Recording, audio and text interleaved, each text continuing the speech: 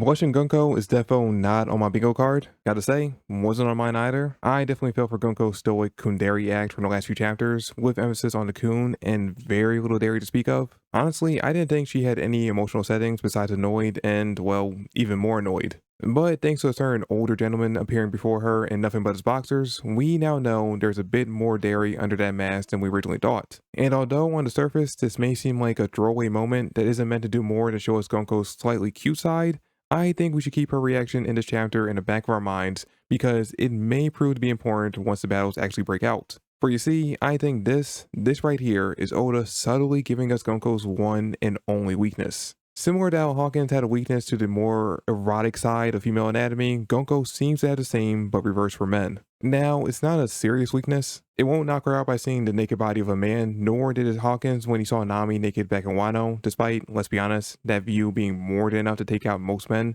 not just Sanji.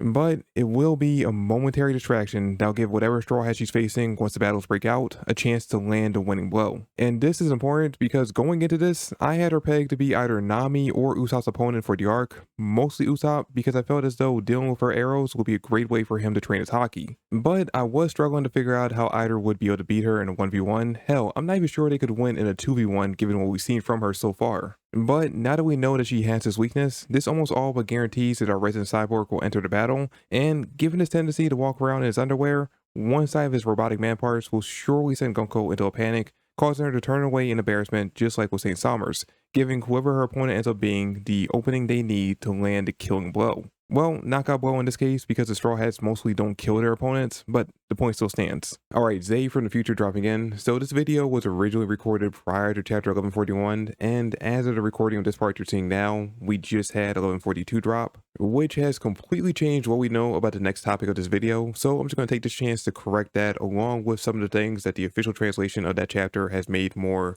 clear from what I said in my review.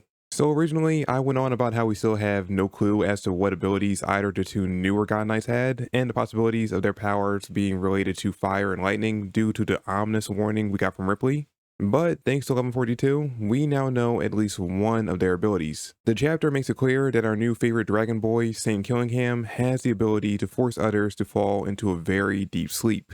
Not sure exactly how it works just yet. The only thing that we know for sure is that he obviously doesn't need to make direct contact with his targets in order to make it work, since we still see he's watching from a distance over the school with the others. Well, watching's a loose term, as he himself is also struggling to stay awake when we check in on him, seemingly a side effect of his ability. But getting back to the matter, it's more than likely that his power works as an area of effect, maybe some kind of psychic wave that lets him target specific people as long as they're in a certain range. There's also the possibility that his power only works on children due to, I don't know, them being less mentally resistant or something.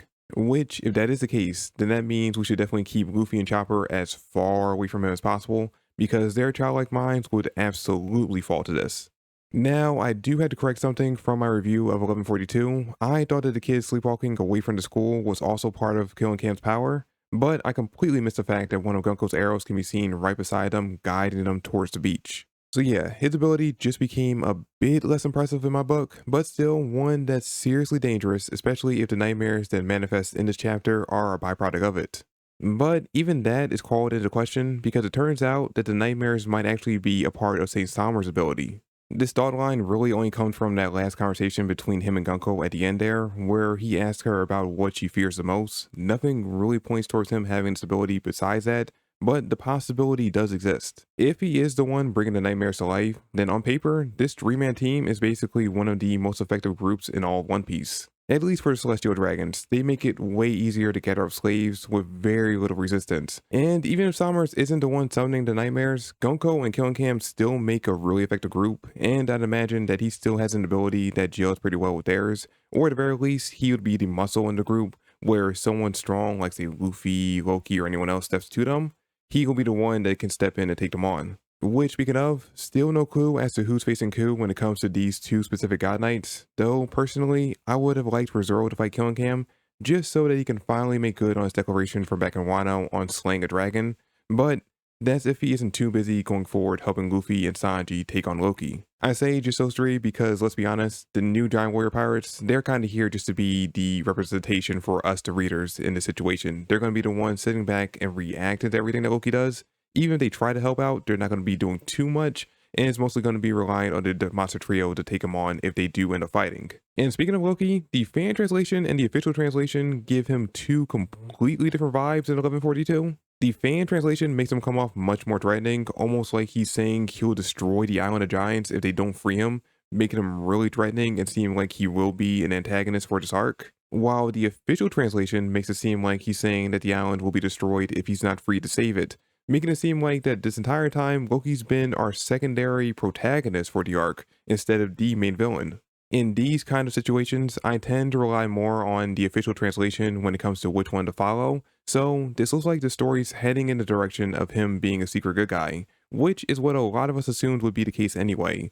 There was just way too much evidence pointing towards him being the antagonist for it to actually be true. But that being said, we are still very early on in this conflict. Anything is possible at this point, and we won't know for sure which translation had a more accurate depiction of his intentions until a couple chapters down the road.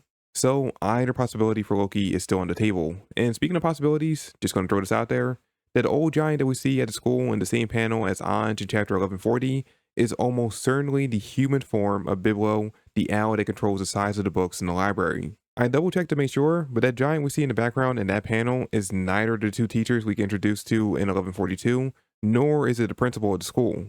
So yeah, that is definitely the human version of Biblo, calling it here before anyone else. So if I'm right, I was the first one to say it, and if I'm wrong, well, then this never happened.